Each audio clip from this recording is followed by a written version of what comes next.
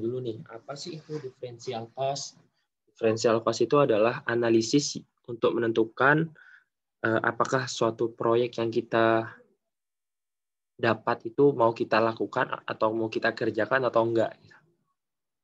Dan ini jangka pendek. Ingat, ini jangka pendek yaitu kurang dari 1 tahun. Kemudian differential cost itu juga bisa kita sebut sebagai marginal cost atau incremental cost.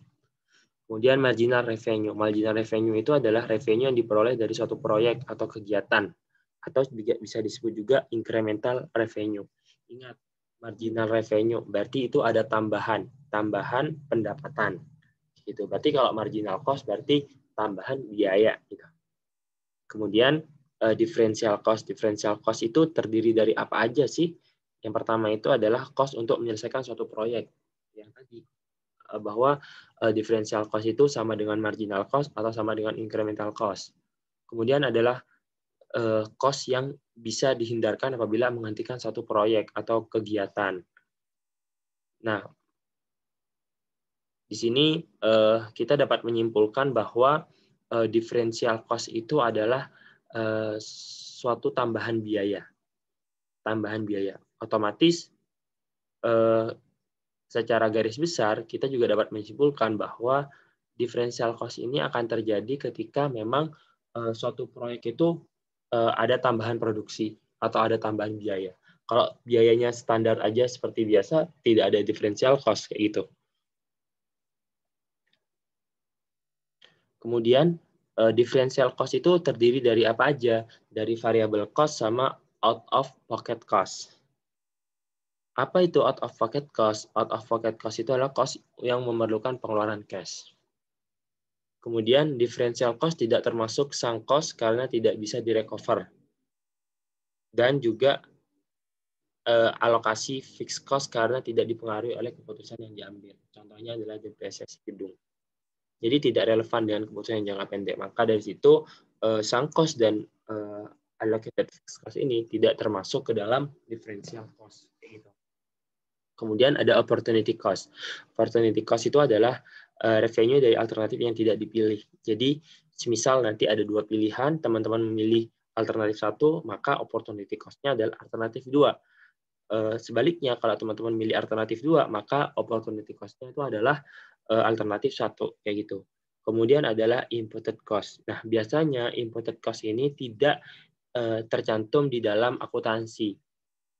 Contohnya apa? Contohnya adalah goodwill, turun jika mencemari lingkungan, atau enggak ada juga kepercayaan rakyat ketika si pabrik itu mencemari lingkungan, maka kepercayaan itu ya tidak bisa dicatat sebagai akuntansi, gitu, tapi dapat dipertimbangkan. Kemudian apa sih manfaat dari kita mengetahui differential cost gitu? Yang pertama adalah menerima atau menolak order yang kayak tadi. Kita akan menerima order ketika incremental revenue lebih besar daripada incremental cost, atau marginal revenue lebih tinggi daripada marginal cost, atau juga kita sebut incremental revenue lebih besar daripada differential cost. Itu diterima. Ya iyalah, karena apa? Karena pendapatan kita lebih besar daripada biaya, gitu kan. Kemudian ada memilih alternatif keputusan keuangan, yaitu differential cost terkecil. Ya, ingat, biaya itu ya nyari yang terkecil, jangan yang terbesar kalau melakukan sesuatu. Karena apa? Kalau biayanya besar, ya dia akan mempengaruhi pendapatan kita. Semakin besar biaya, semakin kecil pendapatan kita. Kayak gitu. Maka kita harus mencari yang benar-benar efektif, sehingga pendapatan kita maksimal atau yang paling bagus kayak gitu. Tidak hanya digunakan oleh sektor privat, jadi organisasi sektor publik juga menggunakan analisis biaya diferensial dalam pengambilan keputusan. Contohnya apa? Contohnya adalah memilih sewa atau beli printer kantor, memilih jasa kurir atau menggunakan ekspedisi untuk layanan persuratan. Ini sangat berpengaruh ya. Dan si organisasi sektor publik ini akan melihat apakah dia menyewa printer itu lebih bermanfaat atau lebih murah cost-nya dan benefit-nya atau keuntungannya lebih tinggi, atau malah sebaliknya, ketika membeli yang lebih tinggi, nanti kita akan membandingkan seperti itu. Nah, di dalam buku charter ada 9 contoh pengambilan keputusan di BCA. Yang pertama adalah menerima atau menolak pesanan pelanggan, mengurangi harga dari suatu pesanan khusus, mengurangi harga di pasar yang kompetitif, mengevaluasi alternatif buat atau beli, memperluas, menutup atau menghilangkan suatu fasilitas, meningkatkan atau memotong atau menghentikan produksi dari produk tertentu, menentukan apakah menjual atau memproses lebih lanjut, memilih di antara alternatif rute proses produksi produk, menentukan harga maksimum yang akan dibayarkan untuk bahan baku. Sebenarnya di sini ke-9 ini pada intinya adalah dia akan memaksimalkan keputusan dari seorang manajemen perusahaan atau seorang manajer perusahaan untuk memaksimalkan keuntungan perusahaan. Jadi perusahaan ketika melakukan sesuatu atau memutuskan sesuatu itu adalah keputusan yang terbaik. Seperti itu. Nah, di sini kita ada menggunakan flexible budget for differential cost analysis. Ingat, kalau flexible budget berarti seluruh budgetnya itu fleksibel gitu, berbeda-beda gitu. Nah, sebenarnya ini ada di buku charter, teman-teman bisa lihat sendiri di situ. Dengan kapasitas 100.000 unit, kapasitas normalnya itu 100.000 unit.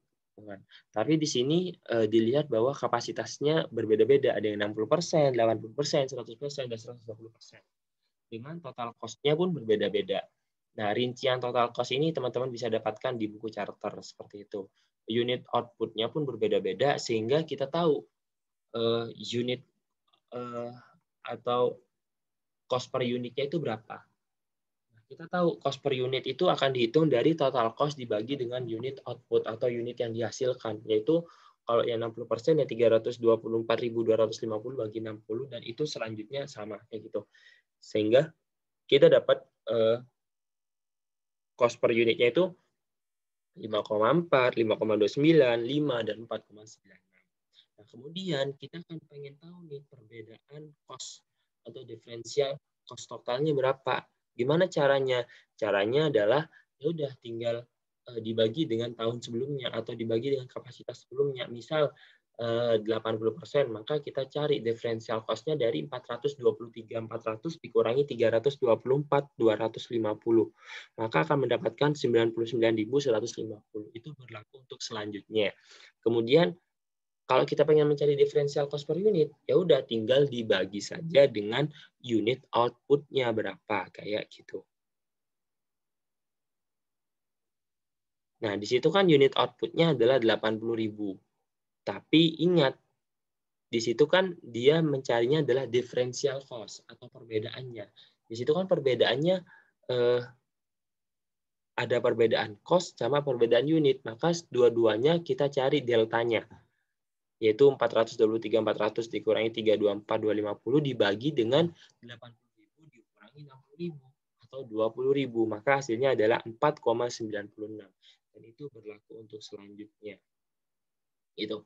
Maka differential cost di sini perubahan biaya akibat pengambilan keputusan ini bisa meliputi fixed dan variable cost jika dia menggunakan flexible budget. Kemudian ada accepting additional order. Nah, ternyata di sini ada kasus harga jual itu 9 per unit. Terus variable cost-nya 5. Fixed cost-nya 100.000, kapasitasnya 100.000, penjualan sekarang 80.000, order tambahannya 1.000. Ingat bahwa order tambahan hanya membutuhkan tambahan variable cost karena kapasitas produksi masih mencukupi sehingga tidak ada tambahan fixed cost. Ingat, kapasitas produksinya 100.000, fixed cost-nya 100.000. Misal dia produksi cuma 90.000 atau 80.000, maka fixed cost-nya tetap 100.000. Sehingga ketika dia penjualannya 80.000 dan ditambah 1.000, maka ya nggak ngaruh fixed cost-nya kayak gitu. Sehingga ya udah kita cek aja apakah harga jual atau revenue-nya itu lebih tinggi daripada differential cost. Kalau lebih tinggi, maka kita terima. Nah, sehingga yang ngaruh itu kan cuma variable cost. Maka variable cost itu yang disebut dengan differential cost. Sehingga 9 dan 5 lebih tinggi 9, sehingga tambahan order ini kita terima seperti itu. Kemudian ada mengurangi harga pesanan khusus. Nah, di sini kita cek bahwa ada harga jual 10, DM 1,8, direct labor 1,4, variabel FOH 0,5, variabel marketing expense 0,5, FOH fix-nya itu 1,250, fix marketingnya 800, kapasitasnya 500.000, penjualan sekarang 450.000, ada order tambahan 100.000, dan sewa equipment tambahan. Nah, ingat, di awal kita sudah tahu bahwa differential cost dapat meliputi variable cost dan out of pocket cost. Ingat, berarti ya udah kita akan mencari juga ingat lagi ada opportunity cost sama inputted cost juga.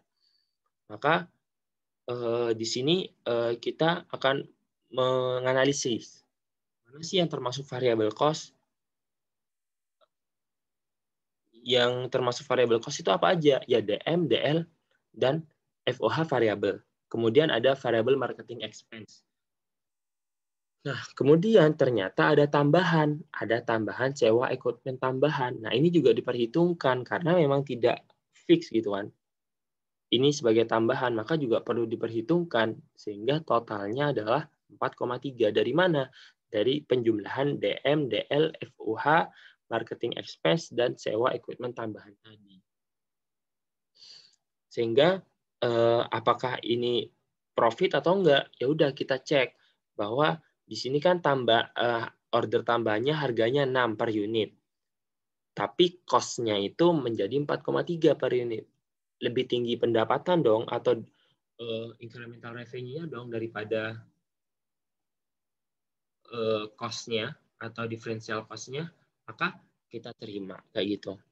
Kemudian ada make or buy decision atau keputusan untuk membuat atau membeli barang. Misal harga beli barang itu, kalau kita beli barang itu harganya $5. Tapi kalau kita buat sendiri itu ini adalah rinciannya. Ini ada rinciannya.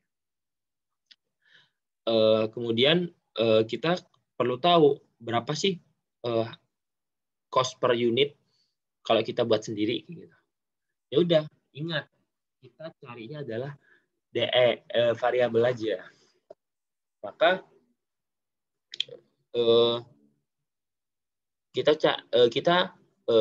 cari aja yang variabel yang mana aja. Yang pertama adalah DM, DL, FOH variabel sama sewa equipment tambahan tadi. Maka totalnya adalah 4,32 per unit. Maka differential cost by per unitnya itu diingat, ini adalah ketika buat sendiri, yang tadi ini ketika harga beli, ketika dia membeli harganya 5, ketika buat sendiri harganya 4,32.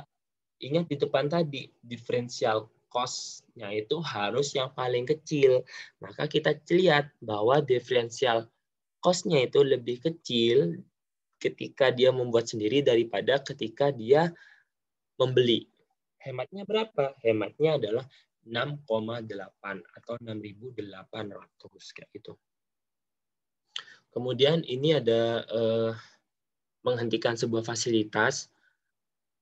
Kita tahu bahwa di sini ini dilihat bahwa suatu aktivitas itu dihentikan sama sebuah perusahaan itu ketika memang aktivitas itu tidak mendapatkan keuntungan atau tidak menghasilkan keuntungan. Kita lihat di sini